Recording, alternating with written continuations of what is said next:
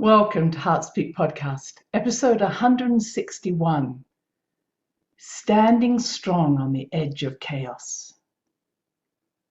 Well, hello there, wherever you are in the world, you are welcome. It's good to be with you, especially around this time. And so what do I want to speak about today? I'm talking about the edge of chaos. It's something that some of you may have heard me speak about before. And what does it mean? It means that place, that very creative, mystical place between structure and chaos.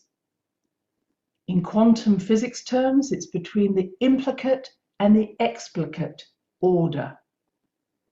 The implicate being that which as yet has not taken form, that which is still in the unlimited potential realms. The explicate, that which has taken form, around which we build beliefs and structure and security. And one of the exercises I like to do when I was teaching this particular workshop was to help you imagine what it would feel like to be on the edge of chaos. It's that doorway between one world and another world. And it felt so relevant since we are so close to what we may know as Halloween or Samhain. Samhain is literally a doorway between the summer and the winter. Samhain is the beginning of the new year, of the Celtic festival, just as Diwali is at this same time for the Hindu traditions. It's like a new year that we might say is on the 31st of December. But these times where something changes is as if at the solstice those suns change. The sun moves from maybe darkening into lightening or lightening into darkening. These moments are the edge of chaos, those moments where time stands still, where there is nothing. Anything can happen and nothing can happen. And this is the edge of chaos. And it is one of the most powerful and creative times. I want just to take you on a mini meditation. Of course, if you're driving, don't close your eyes on this, but just so you get a sense of what I'm talking about. So if you can close your eyes, that's great. You don't have to. Maybe you do the meditation later. And as always, I ask you just to take a short breath in, long out breath. Coming into your body, trusting the body knows much more than our heads know. Breathing out the thoughts, coming into the body.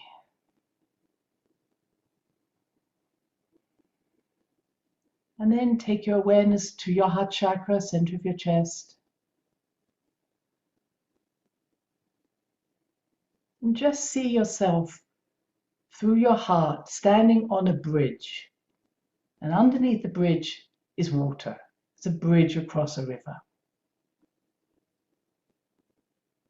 You can hear the river. You can hear the water. Maybe even feel it. There may be a spray coming up. Now, I want you to look upstream. And upstream, the water appears very calm, almost as if it's not moving.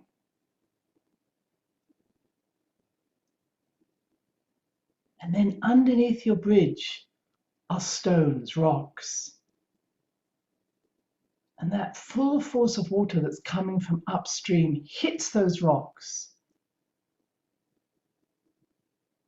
And it starts to make the water bubble. You see the whiteness of the water now. And now you look downstream and the water is bubbling, white waters.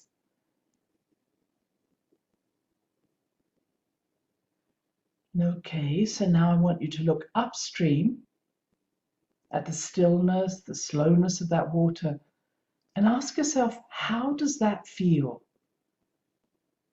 What would be 3 adjectives you would use to describe that feeling? That I'm going to describe as structure, order. What words come to your feeling body?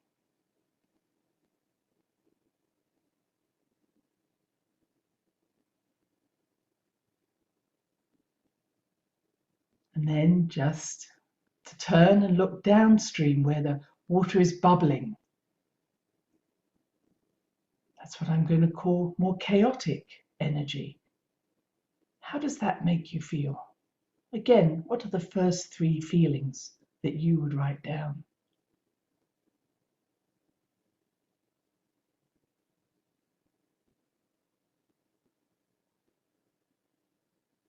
And now I ask you to bring yourself fully back to the room where you are. Of course, if you've not closed your eyes, that's good if you were driving, but otherwise to open your eyes. And at some point, at the end of this podcast, you might want to write down those words that you picked. And you may wish to expand them by writing the word in the center of a page, structure, and write all the feelings you have about structure. And then on another page, write down the word chaos and write down every feeling you have about chaos. And the bridge symbolizes this doorway, this time standing still that is so significant with this time of Samhain, between summer and winter. And it was a time where, in the Celtic tradition, fires would be put out on the eve of Samhain. It's like the old fire, the sun was being said, yes, this is the end of our harvest, this is the end of summer, this is the end of the sun. And then new fires would be lit on the following day, and then you would all take some fire from that large fire and light your home fires and your cookers, and that would be safe because it had been taken from away from the gap. Because that moment, that gap, that edge of chaos, anything could happen. So we put out the old fires and we light the new fires on the following day from a healthy fire. But I think you would appreciate that that also became a little bit Christianized as a tradition, because it was saying that in that edge of chaos, in that moment of nothingness, is a dangerous place to live. That's the time when the ghouls and ghosts and the other entities can rise up from the dead, rise up from the other worlds, rise up from the underworld. We have to be very careful. And hence, we discovered this meaning of trick and treat. This is where it came from. The Irish literally brought this to every part of the world. So you wanted to make sure that you appeased the ghosts that were coming up from the underworld. You weren't going to be taken down into the underworld. And this was really the reason why the trick or the treat, where if you give them a treat, they won't cause themselves to become malevolent. They won't play tricks on you. There's a great fear that if we don't appease these ghosts, if we don't appease the ancestors who are rising from the dead, then they're going to bring bad luck to us. And hence we have All Souls Day, or these ideas, or Saints' Day, where we are giving food to the ancestors, just in case. And we hope our ancestors will rise up and come and join us on these days and then go home again. Many traditions have this idea of providing food at this time for the loved ones. What did they so enjoy eating? Let's make their favorite food. Of course, you end up eating it. And I know that in many traditions, on the second day, or maybe the 2nd of November, you would all go to the cemeteries and appease all the ghosts in the cemeteries. So what does this say about us at this time? Now, we go back to the meditation. You may have written down, when you were thinking of that word structure, when you were watching that very still water, you might have felt safety, secure, orderly. That might be some of the words. Other words may have been boring, restrictive, no freedom. Does that make sense? You might have thought all of those words. There are times where order is really important, and there's times where it can be restrictive, confining. And then you look down at the chaos and you say, wow, that's so exciting. Look how it's bubbling. It's bringing new ideas. I love that. And then there's other times where it almost causes insanity. You can't see which way's up. Freedom, excitement, and also disorder and an inability to stay grounded. So we would all accept that there's a balance for both. Sometimes we have to organize our chaos, and sometimes we need to make sure our chaos is disorganized. We have to break down that which is so organized in us. And really, the more structured part of us tends to be our belief systems. So however our belief systems may appear chaotic, that sounds a strange oxymoron there to say that something like that, but sometimes if I look at someone's or my own beliefs, they're totally irrational. They appear irrational, and yet they're rationally irrational.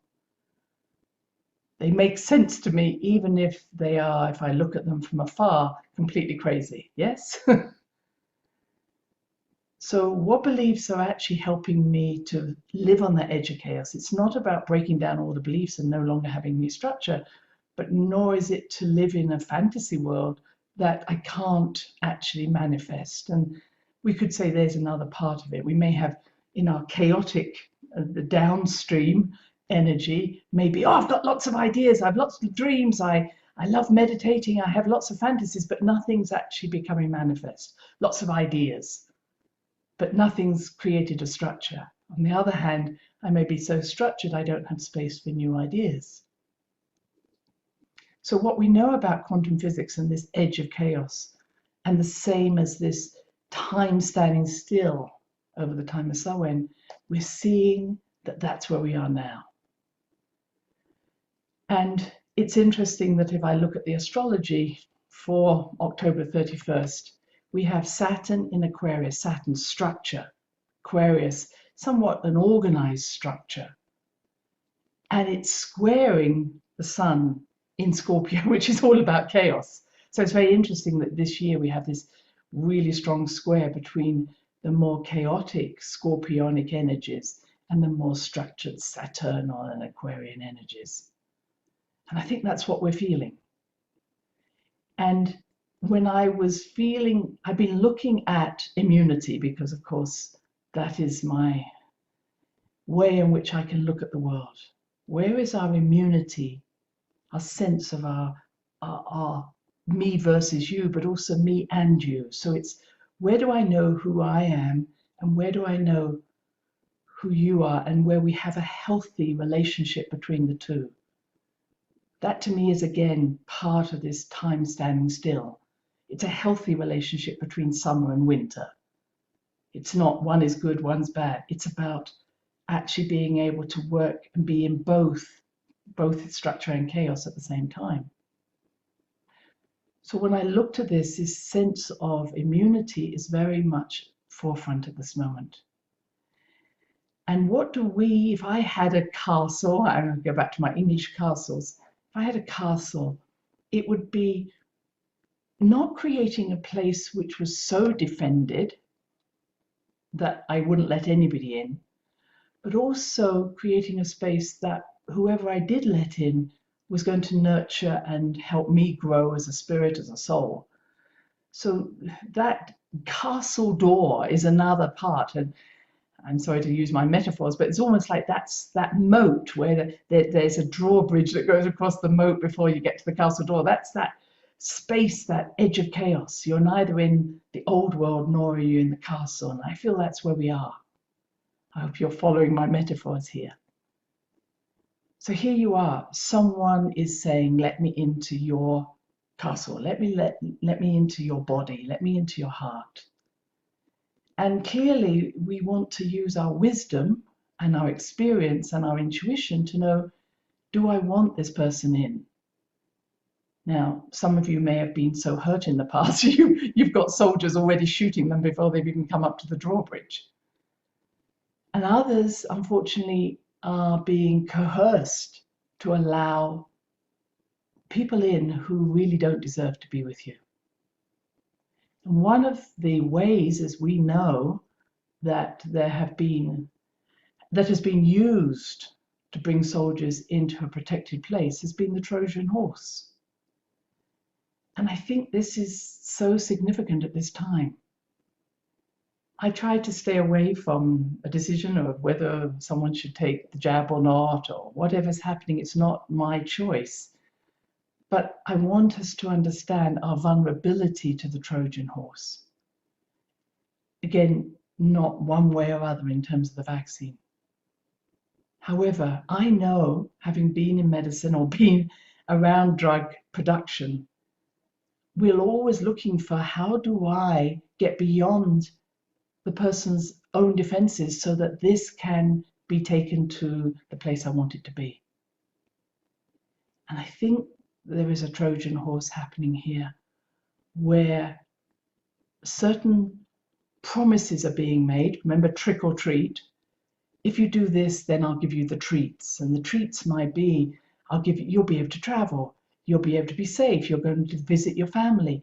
You'll be able to do all of these things. You'll be okay. So that's the sort of treating that's going on, playing on our, okay, I really want all those things and I'm not going to look at the consequences. And then there's a tricking going on. The tricking going on to me is the Trojan horse.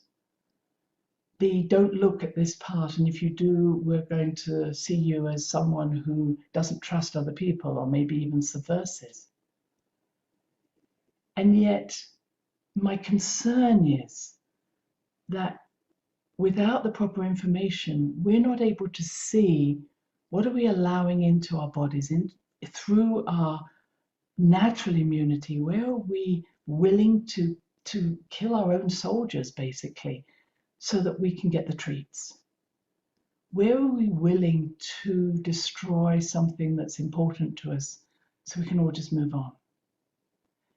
And when I see the degree of inflammation, degree of autoimmune illness, the degree of cancers that are arising at this time, I am concerned that our natural immunity, our natural protection is being made vulnerable. And I just want, if you don't know the letters ITIS, which is itis, wherever you hear an itis, you know that this is an abnormal reaction, immune reaction to something. So arthritis, myocarditis, pericarditis, sinusitis. You're saying the body is reacting. Now that doesn't have to be bad, but if that itis doesn't settle, it's going to cause chronic illness. At the same time, we're seeing an increase in people having shingles. Now, what's shingles? Shingles is where the chickenpox virus, the herpes zoster virus, naturally lives within our nucleus. I shouldn't say it naturally lives, but it can live in harmony with us. But when something happens and that virus no longer is dormant, but is evoked to act, we get the condition called shingles. We're seeing a rise in shingles. And so what is already in us and has been dormant and has been in some ways integrated into our beingness is now being awoken like a ghost of Samhain, of Halloween. It's like the giants in us or the demons in us are awakening. I'm being very dramatic there. But what I'm saying is those things that have lived inside us in harmony are now being awakened. Now, that might not be a bad thing if I want to say, okay, it's time to look at those things inside us emotionally and physically. But sometimes we have no ability to deal with enemies that have already come into our castle, who have lived in harmony with us in our castle. Our own immune defenses may not recognize it as the enemy until too late. And so we're also seeing a number, and you must see this, a number of people who have either had past cancers or propensity towards cancers, suddenly developing stage 4 cancers or really vivid and aggressive cancers. This is all because there is that tendency within us, but we may not have recognized it, or on some level we had harmonized ourselves with it. But because the Trojan Horse has brought in things that we weren't recognizing, something is happening now. So why did I ask you to look at the structure and chaos? I asked you to look at them because we are all living in this place now where there is a need for defenses, a need for protection of ourselves, a need to stand up strong for who we are. And there's a need to not lose ourselves in the more chaotic world. But we also need to understand that when we're in this particular doorway, on this drawbridge, between time, we are our most powerful. And instead of being scared of that, because it doesn't fit into our normal world, please see it as one of the most powerful times that we can have in the year. And actually embrace the energy and say, I can handle both structure and chaos. They are my friends. But more importantly, I am using this energy as a means of actually empowering myself. In the past, the ways in which we've empowered ourselves is to dress up as ghosts and ghouls and witches. And the reason that people do this is so that they are saying, you won't notice me because you're looking for a normal human being, but if I look like you, then I won't be taken into the underworld. That's the reason we do that. And what I'm saying is there are far too many people out there, or statements being made that mirror our thoughts, and we're literally being sent into a state where we believe that we're safe and we're really not. So watch those who wish to mirror us and speak our language, because all they're doing is acting like those ghouls and ghosts on Halloween, so that we will not notice how strong and powerful we truly are. I wish you a very good Samhain, Halloween, Diwali, and to stand strong, to use this time to say, I am more than I've ever believed I was. I embrace the mystery. I embrace the unknown. And I bring myself into that place where the otherworldliness of who I am is perfectly normal in this world. Until next time, bless you. Bye-bye. Thanks for listening to the HeartSpeak podcast with Dr. Christine Page. Please check out all HeartSpeak episodes in the podcast archive section on www.christinepage.com. HeartSpeak is also available on iTunes, Spotify, Google Podcasts, Stitcher Radio, and now playing on Amazon Music and iHeart Radio. You can also watch the archive podcast on Christine's channel, on YouTube, and now on Rumble. Connect with Christine on Instagram, LinkedIn, and Facebook, including her newest Facebook group, The Great Mother Calling. Do share with family, friends, colleagues. Join us next time for another edition of HeartSpeak.